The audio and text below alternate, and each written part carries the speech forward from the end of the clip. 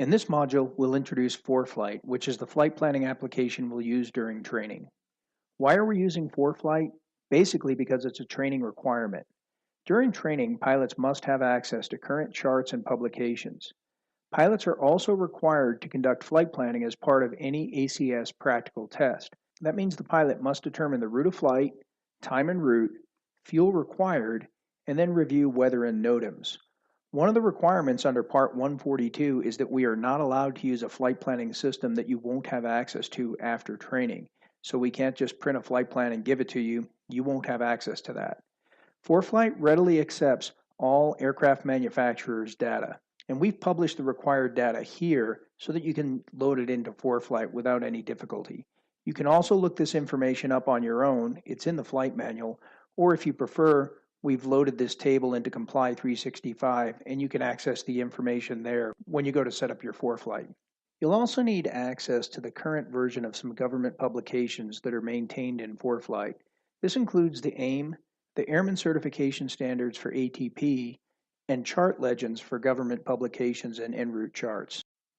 There are 4 ForeFlight skills that every pilot will need to have in order to graduate a course at FTI. The first is pretty straightforward. You have to install the app on an iPad. ForeFlight comes with a free 30-day trial, and you can download it from the App Store, and we recommend you download it shortly before you arrive for training. If you download it too soon, the free 30-day trial will expire, and you'll end up having to pay for a subscription, and most people don't want to do that. It's important to understand that ForeFlight is an iPad app. It doesn't run on other platforms. You won't be able to use it on a computer, and it's meant to be used as an electronic flight bag, which is the norm in the industry nowadays. You'll also have to load the aircraft and performance profile. We've provided the data to you already for the performance profile, and in the video that follows, I'll show you how to load an aircraft. Pilots will be required to flight plan using ForeFlight, and that means you'll have to load the route of flight for each simulator session, determine the required fuel based on start, taxi, and takeoff fuel, the fuel to the destination, fuel for an alternate if it's required, and any reserves. You'll also be required to interpret FAA weather products. This includes things like charts and imagery, METAR and TAFs, and NOTAMs. Finally, you'll need to be able to retrieve and interpret charts and approach plates during flight in the simulator. There's a lot of documentation and help available for ForeFlight. The best place to look for help is under the Support tab within the app itself. That'll take you to the ForeFlight website, and this has just got a wealth of information that'll help you get ForeFlight set up and make it easy for you to use. You'll also find a ForeFlight user's guide in the documentation, and the video that follows shows you how to access that. If that's not enough for you, if you go to YouTube, ForeFlight has their own channel, and there's about 150 videos loaded for ForeFlight. So there's just all kinds of information available for ForeFlight. Some of it is well beyond the scope of what we're doing. We're not going to worry about en route moving maps or ADS or any of those things because we just won't use them in the simulator. But the basic functionality is fairly straightforward. It's a simple iPad app to set up and use. In the next video, we'll spend about 20 minutes stepping you through setting it up, loading it, and how to find the information you'll need. And if you need further information, again, click on the Support tab and go to the ForeFlight videos, or read the ForeFlight user guide in the Documents section of the app. When you first open the ForeFlight application, it'll normally open to the map or the last page you were on. And the first thing we'll want to do is make sure that we've got current downloads for the app. Just choose the downloads from the More tab at the lower right. In this case, my iPad's up to date, so now we'll look at adding an aircraft to the profile. Go back to the More tab and scroll down and find Aircraft. And using the plus arrow, we'll click on plus, and then we'll add a new A320. And I'm just going to use A320 as my tail number. Type that in. Choose Done, and then it'll ask for a serial number, and I'll call this A320 FTI. The next thing I'll need is an aircraft type, and I'll choose the drop-down menu next to aircraft type. And if I start typing in A320, it'll give me a list of aircraft that are already in there. And I'm going to scroll down through this list, and the one I want is the A320-232. I'll select that with the round radio button, And now it loads a little bit of information about the airplane. I'll scroll down my list and there's not a whole lot of information here, but I do want to make sure that I've selected knots for the units. I don't have to worry about glide speed or ratios. I'll update my max altitude or my default cruise altitude to flight level 350, and you'll notice when I put in 350, it asked if I wanted 35,000 instead of 350. I'll make sure the fuel is in pounds and that the aircraft fuel is Jet A. I'm going to use 1,000 pounds for start, taxi, and takeoff, which is a little more than the default 880 pounds.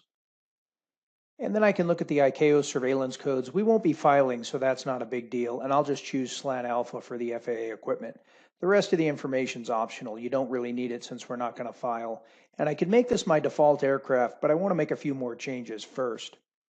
I'll scroll back up and I want to go to the performance profile. And I'm going to add a basic performance profile using some information out of the Airbus Performance Manual.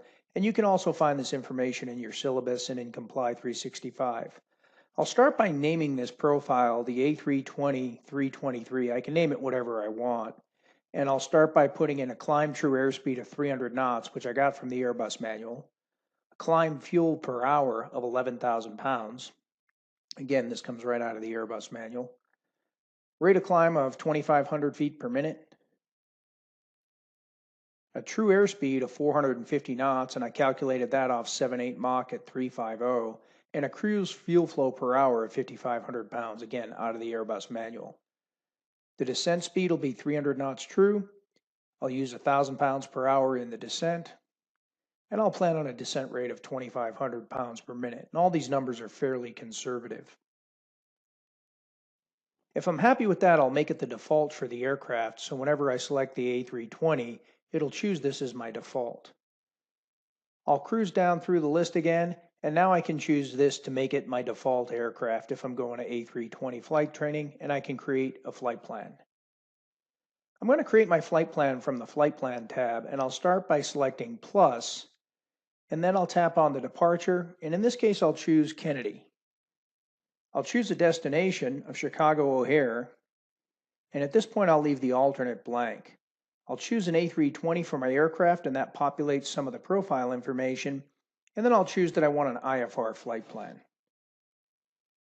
Looking down through the list, it's going to give me a cruise altitude of 35,000 feet, which is what I want, and I can also look at the route advisor and see what's out there. And the route I want is actually in there today, so I'm going to choose that, and I'll ignore the system asking me if I want 390 because I told it I wanted 350 for a cruise altitude. The rest of the information I can leave blank. At the top right of my display, I'm going to choose the up arrow in the paper, and I'm going to share this information with the map. That updates my route of flight. It's also going to let me make some changes to this route of flight. You'll notice that I'm going to runway 9 on the Windy 2, and I don't want that. So I also need a departure. So I'll select the departures, and out of Kennedy, I'll select the Kennedy 5 with no transition, but I do need a runway, and I'm going to choose 31 right. I'll add that to the route of flight, and then I'll go back to my procedures, and for Chicago, I'm going to change my arrival. So I'll choose the arrival. I want the Windy 2 arrival, but I want a different transition. I want to come in over Flint, Michigan. So I'll choose that. And then I normally want 22 right, but it's closed. So today I'll take 22 left, and I'll add that to my route of flight. The error that shows in the little suitcase is because I didn't pack the route of flight. So I'm just going to select the suitcase and I'll pack, and I'll explain that later. And then I can adjust the settings, the brightness or the night day mode as I need to before I go ahead and add this to my favorites. So I selected the star at the bottom of the display, and then I'll choose a name, and I can name this anything I want. Even if I type in Kennedy wrong like I've done here, it's just a file name. So I'll save this as Kennedy to Chicago demo. And now it's available from the list at the top of the screen. When I select the favorites up there, I can scroll down, I can find this flight, tap on it, and it will load the route of flight back into my nav log, which is really helpful. I'll show you in a little bit how we can use this if we somehow delete our route of flight. Now I'm going to go ahead and choose the upload icon, and I'm going to upload this back to the flights tab because I've made some changes and I want to make my nav log more accurate. So now I've uploaded this, and you can see that in my flights tab I get 701 miles, an hour and 53 minutes, an ETA of 1523 based on the filing time, but it also gives me the fuel that I need. I can scroll down and check my route of flight. I can look at it on the map and see the current weather radar. And then if I'm happy with this, I can take a look at my nav log. And this is my flight plan. I can print this or I can use it off my iPad, but this is what I can use to load my FMC once I get into the airplane. It has all the waypoints, the distances, and the courses, and the basic information that I need.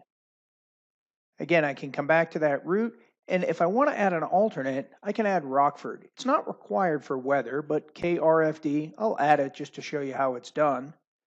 I go ahead and choose Add Rockford, and you can see that in the Alternates tab, it now shows up, and I can pull up the info for Rockford if I like. I've got my performance profile the way I want it. It looks like this is just about ready to go, and now we can take a look at the Briefing tab next.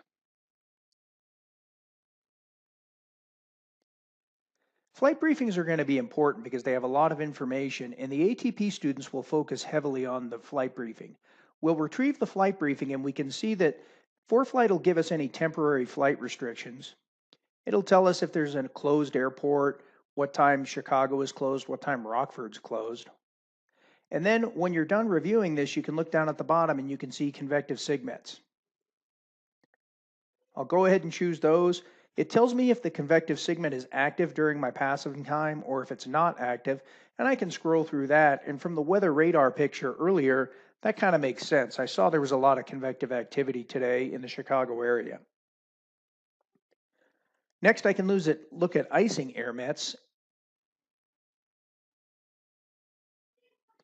and I can see that there's some icing out there. Some of it's active, some of it's not. And then I can move on and I can look at the synopsis. I can also take a look at the METARs, and that'll be something the check airman will definitely ask you to read during your oral examination. So you can see that the Kennedy METAR shows up at the top along with all the waypoints along your route of flight. You'll notice the green and red and blue dots tell you what the weather is along your route of flight. And then at the end, you'll find your destination and the alternate weather. Make sure you know how to read a METAR as part of your oral. I can look through the list of PIREPs, and I really don't care about a PIREP from a Piper Seminole at 2,000 feet, but looking at a 737-800, I might want to tap on that PIREP, and you can see I get a little eye icon on the map, and that tells me where that aircraft was. So as part of my flight planning process, it's nice to know what's out there. You wouldn't be surprised today that most of the PIREPs are due to turbulence because of the convective activity that's out there. I can take a look at the TAFs, I can look at the winds aloft. And again, TAFs are going to be something you're expected to read during the oral, so make sure you know how to read a terminal area forecast in the undecoded format. You can go ahead and pull them up, you can read them in ForeFlight, and you can practice. There's plenty of them in here, and it follows the same format we looked at before with the departure, all the waypoints on the route of flight, and the destination. I can take a look at my winds aloft from an overview, or I can get a plan form view looking at the winds aloft, or I can get them in a table format. Next, I can look at the NOTAMs, and I can find all the NOTAMs for Chicago and also for Kennedy, and they're listed in the order of the flight. So they're going to start with Kennedy, and they break the NOTAMs down to what's on the airfield, what's en route, etc. You'll be asked to read NOTAMs as part of the oral examination. It's not particularly difficult, but spend some time in here, make sure you're familiar with the format.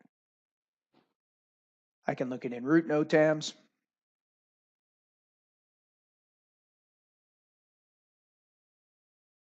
And I can also take a look at my alternate. When I'm done, I can close that out. I can update my map to make sure it has the same information that's in my flight plan.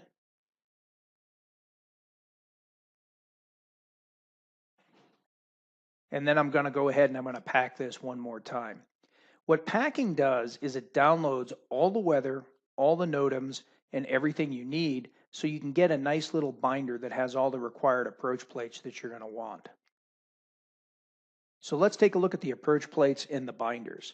If I choose the plates tab at the bottom of the application, it'll open up and it gives me the opportunity to add a flight binder. And here's my flight from KJFK to Chicago. So I'll choose that. And now it has the departure airport of Kennedy.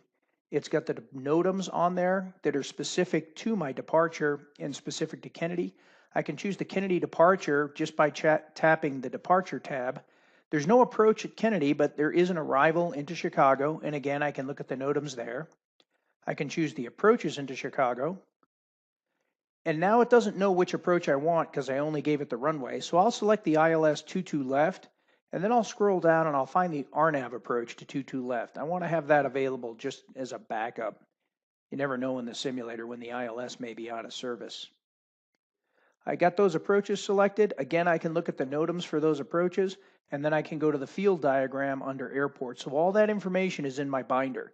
The miscellaneous tab has some land and hold short information, just in case I might need that.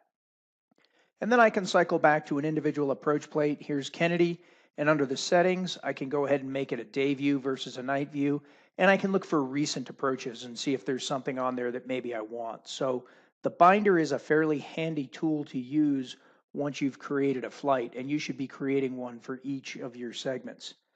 I can choose the edit function, which is the pen at the top, and I can choose different colors, so I can circle things like min safe altitude or the minimums in the format that I want. I've got this pretty well marked up. I'm going to go back to the map. Now I've got my nav log on the map as well. I can scroll through that. If I tap on FPL at the top, I can get rid of that. And it wanted me to pack some fuel prices on there. That can maybe be a little bit of an annoyance, but we'll pack it and get rid of the icon. After this, we'll probably ignore anything that's on there. Like other Apple apps, the gear is your settings, and I can play with the brightness under settings, and I can also invert the chart colors, which can be really handy in the simulator. The darker chart colors are less bright, they don't bother you as much. You can pinch and zoom on the map to zoom in, and it takes just a second to focus, and then you can slew around. So you can look at this map anywhere you want. You can find waypoints. If I want to type in the Flint VOR, I type in FNT, and it starts with the airport, but if I scroll down, I'll eventually find the Flint VOR. And when I tap on the VOR, it's going to take me right to it. It also allows me to add it to my route of flight or remove it from my route of flight, gives me the lat long, the mag var, and if I tap on the more information, I can even pull up the weather. I can set altitude and speed restrictions there. So that would be used for flight planning if I wanted to cross the VOR at a certain speed or altitude, and you can use that to drive a higher overall fuel or a more realistic overall fuel. And again, I can pull up the weather at Flint if I want that. I can also type in an airway. In this case, I'm going to type in Jet 95. And when I do, it offers me Jet 95. Unfortunately, it can make it part of my route of flight, and I don't always want that to happen. So in this case, I choose Deer Park to the CFB VOR, and now I've altered my route of flight. And that may not be something I really intended to do. But if I made my route of flight a favorite, I tap on the favorite star at the top, scroll to the bottom. There's my demo flight. I just select it, and it automatically loads my route of flight. And of course, there's the packing icon again. It probably has fuel or something else that when I change my route of flight back isn't there. Let's look at some of the other tabs, starting with the airport tab. And I can have favorite airports selected up at the top. I can also select recent airports or airports associated with maps in my route of flight, or I could just browse through a list of airports. And those are all available in the black menu up at the top. Back on the favorites, I've got Kennedy selected, and I can see the information for JFK. I can also tap on the airport display, which gets me a taxi diagram. I can go back to airports at the bottom left, and now I can choose on comments, and I can read any information that people found important about Kennedy. I can also read some additional remarks. I can look through the frequencies for approach, departure, flight service, anything I might need to find at Kennedy. I can find weather information. METAR and TAFs are also available from the airports tab as well as in the planning, and I can read the information, and it's decoded here as well. I can look at the runways. I can see the runway length.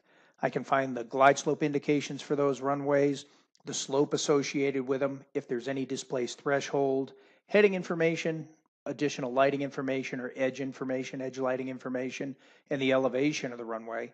I can also find all the procedures associated with the runway. So I can select a procedure directly from the airports tab by going to the runway, or I can go to the procedures tab and I can get it there as well. And this information will be available for every runway on the airport as well as the status of the runway. From the airport tab, I can see there's a ForeFlight diagram which is kind of a dumbed down diagram. They take all the communications off. It's a little less cluttered, or I can use the standard FAA airport diagram.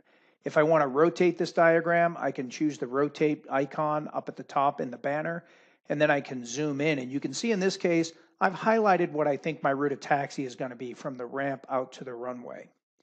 I can choose departures, and I get all the departures available at that airport. In this case, I'm going to choose the Kennedy 5, and you can see the NOTAMs for the Kennedy 5 are available to me. I can go back to plates, or I can just hit close, and I can look at arrivals. Again, I get a list of arrivals, and it tells me which are for jets, which are for turboprops. So obviously, we're not going to get the Pauling 2. We'll take a look at the Parch 3, and I can zoom in on that. I'll close that out, and I can get a list of approaches as well. And I can scroll through as many of these approaches as I want. When I've selected my procedures, I'll choose NOTAMs, and you'll see the NOTAMs are listed chronologically. I've got the future, today, 7 days old, 30 days old, etc. The NOTAMs that apply at the airport, you'll be responsible for understanding what they mean. What actually applies in the sim will be up to the discretion of the instructor. We're not necessarily going to apply real world NOTAMs to the simulator situation. So just know how to read a NOTAM, but don't assume that all these are going to apply. On some approach plates, you'll see down at the bottom that there's more than one page available. Here we see page 1 of 2. And if I swipe over to the right, I'll see the second page, and that has the text for this particular departure. After I'm happy with my approach plates, I want to look at the documents. And there's actually a pretty good library in here. I can create my own binders, or I can open up individual documents. I've opened up the user's guide to ForeFlight Mobile, and you'll probably want to read through that. And you can see that just like most Apple products, I can select a bookmark. I can actually add it to a specific binder. And if I choose on the search icon, I can type in a term and search for that, or I can just go to the contents or any bookmarks I've made. So I can find my way around these things pretty well. I can print this, or I can email it to myself if I want it on another device. And then I can go back through and I can look through the list of documents, and there's several things I can have here. Some of the documents that are worth downloading include the IFR High Legends charts, so you can refamiliarize yourself with the government publications if you haven't looked at that in a while. It's only one panel thick. You also may want to download the AIM and make sure you have a current version of that. You can select the ForeFlight tab down on the lower left, and that'll give you a list of ForeFlight manuals. You can also select the FAA tab, and there's quite a few documents in here that may be interesting to you. One of the ones you may want to dig into is the Federal Air Regulations, and the part that is probably most interesting is Part 61, and that has all the requirements for pilot certification. If you have any questions, this is where you'll find the answers to those. It's important that you download and read the Airman Certification Standards for Airline Transport Pilots. That's got a lot of valuable information. And then you'll also find there's several handbooks that have pretty much any of the reference information you may need as you prepare for your type rating or for an ATP course. There's a wealth of information here. Let's move on after this and take a look at some of the imagery that's available to us. All pilots should be familiar with government products for weather forecasting, but in particular, pilots seeking their initial ATP should be familiar with some of the information here, like prog charts, convective forecasts, and how to read them. Winds aloft, airmets, SIGMETs in particular. If you look at today's SIGMET, it's not surprising given the amount of convective activity that there are a bunch of SIGMETs out there, and you should understand how to identify where those are. Icing severity, again, in the vicinity of thunderstorms, there's going to be icing out there, and you should be able to identify where you're likely to encounter icing, what altitudes will put you above it, what altitudes will put you below it. Another area of concern for airline pilots is forecasting turbulence, and we want to be able to forecast areas of turbulence using ForeFlight and also areas of significant weather by reading radar returns. We've already looked at the flights tab. We've got a scratchpad tab where you can put pretty pictures and notes. We can also add checklists if necessary. We've talked about the aircraft, and the final area to look at is going to be the support that's available. There's quite a bit of support available for this app, and if you're unfamiliar with it, start by watching the videos. Go to the support tab under More and look at the recommended playlists. You probably want to start with just getting started. There's quite a bit of information here. And as we talked about earlier, there's also a ton of information available in the pilot's guide. So you can open the pilot's guide, you can read through that. Remember, we can search this for particular terms, or we can just go to the table of contents and look things up. And finally, don't forget that there's a lot of information available to you via YouTube. There's more than 140 videos available. The ForeFlight app is getting upgraded all the time. So this video is just a brief introduction to it. And over time, some of the icons may change just a little bit. And your best resource will always be to circle back to their website where you'll have the latest and greatest information on how you can use ForeFlight and how other people are using it too. So one of the questions we get quite frequently is, are there other options available for charting? And the answer is yes. There's an option available for Jeppesen charts within the ForeFlight app, although that does come at additional expense. It's not part of the free trial. But if you have a strong preference for Jeppesen charts, you can use those within the app. You can also use the Jeppesen app if you have a subscription on your own for something like Jep Mobile Flight Deck. Those are suitable alternatives to ForeFlight for charting, as would be Lido, or if you want to go get the government charts on your own and download them. There is no viable alternative for the flight planning portion of this, though. Flight planning is a required part of the oral examination, and you simply have to do it. The FCOM data is available, and you could theoretically add up all the mileage for your route of flight, but that's unwieldy and time consuming, and it's not going to fit within the oral exam. So for the flight planning portion, you're simply going to have to use ForeFlight. So please make sure you download the app, familiar with it by the time you get to the check ride. The application gets updated frequently, and there's more training and videos available from ForeFlight via their website and on YouTube. And of course, the FTI instructors will help you if you're having difficulty during training. They're more than happy to help show you how to utilize the app going forward.